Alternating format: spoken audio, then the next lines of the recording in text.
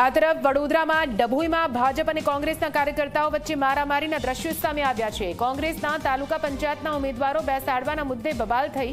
મારામારી દરમિયાન બંને પક્ષોના કાર્યકરોની નાની મોટી ઈજા પણ થઈ છે। બંને પક્ષોની મારામારીને લઈને રાજકારણ ગરમાયું છે।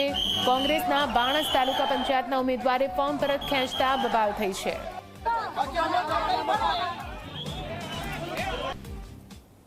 ડભોઈ તાલુકા પંચાયતના લિંગસ્થળી અને કુંડેલા આ બે કોંગ્રેસના ઉમેદવારો આજે ફોર્મ પરત ખેંચવા માટે આવ્યા હતા અને ફોર્મ પરત ખેંચે એ પહેલાં કોંગ્રેસના આગેવાનોએ એ લોકોને ખેંચી જવાનો પ્રયત્ન કર્યો અને એના કારણે ધક્કામુક્કી અને ખેંચાખેંચ અને બધા દ્રશ્યો સર્જાયા।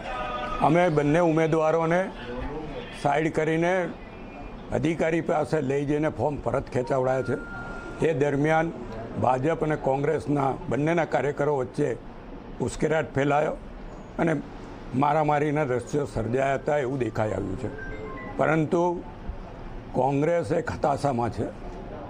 જે રીતે કોંગ્રેસના ઉમેદવારો પોતે ફોર્મ પાછા ખેંચી રહ્યા છે। ડભોઈ વિધાનસભામાં ડભોઈ નગરપાલિકાના વોર્ડ નંબર 9ના કોંગ્રેસના ઉમેદવારે પણ ફોર્મ પરત ખેંચ્યું।